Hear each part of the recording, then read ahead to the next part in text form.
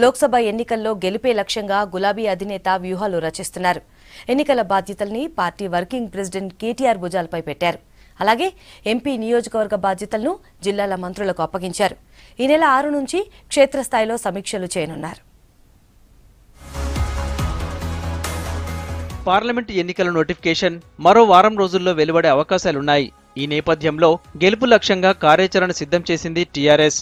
ఈ నెల 6 నుంచి పార్టీ వర్కింగ్ ప్రెసిడెంట్ కేటీఆర్ సన్నాహక సమావేశాలు మొదలు పెడుతున్నారు. స్థానికంగా ఉండి నియోజకవర్గంపై గులాబీ జెండా ఎగరేసే బాధ్యతలను మంత్రులకు అప్పగించారు కేసీఆర్. కేటీఆర్తో సమన్వయం చేసుకుంటూ 16 స్థానాలు గెలవాల్సిందేనని మంత్రులకు చెప్పారు. ఉమ్మడి వరంగల్ జిల్లాకు ప్రాతినిధ్యం వహిస్తున్న ఏకైక మంత్రి ఎర్రబెల్లి దయాకర్ రావును వరంగల్, మహబూబాబాద్ పార్లమెంటు స్థానాలకు ఇన్ఛార్జిగా కేసీఆర్ నియమించారు. ఈ 2 నియోజకవర్గాలు టీఆర్ఎస్ ఖాతాలోనే ఉన్న మహబూబాబాద్ నియోజకవర్గంలో కొంతమేర పార్టీపై వ్యతిరేకత వ్యక్తమైంది.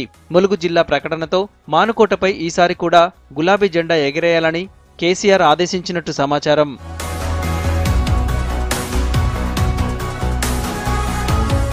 నిజామాబాద్ పార్లమెంటు స్థానం నుంచి ఈసారి కూడా కవిత పోటీ చేసే అవకాశం ఉంది. ఈ నియోజకవర్గ బాధ్యతలను మంత్రి వేముల ప్రశాంత్ రెడ్డికి అప్పగించారు సీఎం కేసీఆర్. ఈ నియోజకవర్గంలో భారీ మెజార్టీతో మరోసారి పార్టీని గెలిపించేందుకు నేతలు ప్లాన్ చేస్తున్నారు. ఉమ్మడి కరీంనగర్ జిల్లాలోని 2 స్థానాల బాధ్యతలను 2 మంత్రులకు అప్పగించారు సీఎం. పెద్దపల్లి నియోజకవర్గానికి మంత్రి కొప్పుల ఈశ్వర్ను నియమించగా, రెండోసారి మంత్రివర్గంలో చోటు దక్కించుకున్న ఈటెల రాజేందర్కు కరీంనగర్ పార్లమెంటు ఇన్ఛార్జి బాధ్యతలు అప్పగించారు.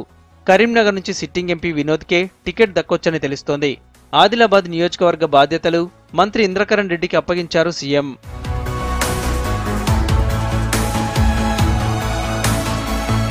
మరోవైపు కాంగ్రెస్కు కంచుకోటలా పిలుచుకునే నల్గొండ జిల్లాలో అసెంబ్లీ ఎన్నికల్లో టీఆర్ఎస్ చక్రం తిప్పింది. పార్లమెంటు ఎన్నికల్లో సైతం నల్గొండ స్థానాన్ని భారీ మెజార్టీతో గెలిపించాలని కేసీఆర్ భావిస్తున్నారు. 2014 ఎన్నికల్లో కాంగ్రెస్ ఈ స్థానాన్ని కైవసం చేసుకోగా ఎంపీ గుత్తా సుఖేందర్ రెడ్డి ప్రస్తుతం టీఆర్ఎస్ లో చేరి రైతు సమన్వయ సమితికి చైర్మన్ గా కీలక బాధ్యతలు వహిస్తున్నారు. ఈసారి మాత్రం నేరుగా టీఆర్ఎస్ పార్టీ పార్లమెంట్ స్థానాన్ని దక్కించుకునేందుకు వ్యూహాలు రచిస్తోంది. జిల్లాలోని నల్గొండ, భువనగిరి పార్లమెంట్ స్థానాల గెలుపు బాధ్యతలను సీఎం కేసీఆర్ మంత్రి జగదీష్ రెడ్డికి అప్పగించారు.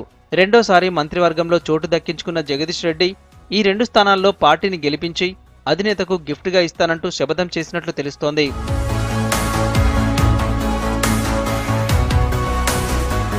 ఉమ్మడి మహబూబ్ నగర్ జిల్లాలోని 2 పార్లమెంటు నియోజకవర్గాల బాధ్యతలను 2 మంత్రులకు అప్పగించారు కేసీఆర్. నాగర్ కర్నూలు నియోజకవర్గానికి మంత్రి నిరంజన్ రెడ్డిని, మహబూబ్ నగర్ నియోజకవర్గానికి మంత్రి శ్రీనివాస్ గౌడ్ను ఇన్ఛార్జిగా నియమించారు. పాలమూరు జిల్లాలో ఒక స్థానం టీఆర్ఎస్ ఖాతాలోనే ఉన్న నాగర్ కర్నూల్లో కాంగ్రెస్ గెలిచింది. ఈ 2 స్థానాల్లోనూ గులాబీ జెండా రెపరెపలాడిస్తామంటూ 2 మంత్రులు కేసీఆర్ కు హామీ ఇచ్చినట్టు తెలుస్తోంది.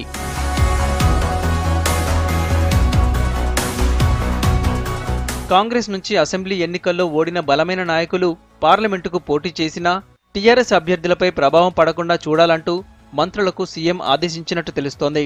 జీహెచ్ఎంసీ పరిధిలోని 2 స్థానాల్లో మిత్రపక్షం ఎంఐఎంకి హైదరాబాద్ వదిలేయగా, సికింద్రాబాద్లో ఈసారి గులాబీ జెండా ఎగరేసే బాధ్యతలు మంత్రి తలసాని శ్రీనివాస్ యాదవ్కు అప్పగించారు. గత ఎన్నికల్లో ఈ స్థానం బీజేపీ ఖాతాలో ఉండగా ఈసారి ఎలాగైనా టీఆర్ఎస్ గెలవాల్సిందేనని ఆదేశించారు సీఎం. రంగారెడ్డి జిల్లాలోని చేవెళ్ల, మల్కాజిగిరి బాధ్యతలు మంత్రి మల్లారెడ్డికి అప్పగించారు గులాబీ బాస్. చేవెళ్ల ఎంపీ కొండా విశ్వేశ్వరరెడ్డి కాంగ్రెస్ లో చేరడంతో ఆ స్థానాన్ని టీఆర్ఎస్ ప్రతిష్టాత్మకంగా తీసుకుంది.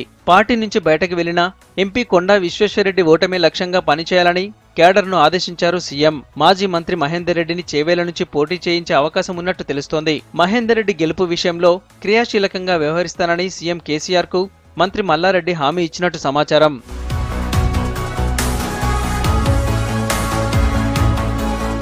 మంత్రులకు ప్రాతినిధ్యం లేని పార్లమెంటు నియోజకవర్గాల్లో గెలుపు బాధ్యతను సీఎం కేసీఆర్ తన భుజాన వేసుకున్నారు.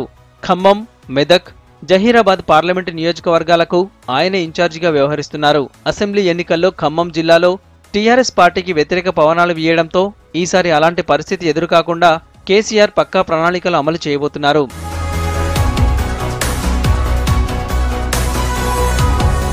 అసెంబ్లీ ఎన్నికల్లో ఒకరిద్దరు మినహా అన్ని స్థానాల్లో సిట్టింగ్లకి అవకాశం ఉండొచ్చనే చర్చ పార్టీలో జరుగుతోంది.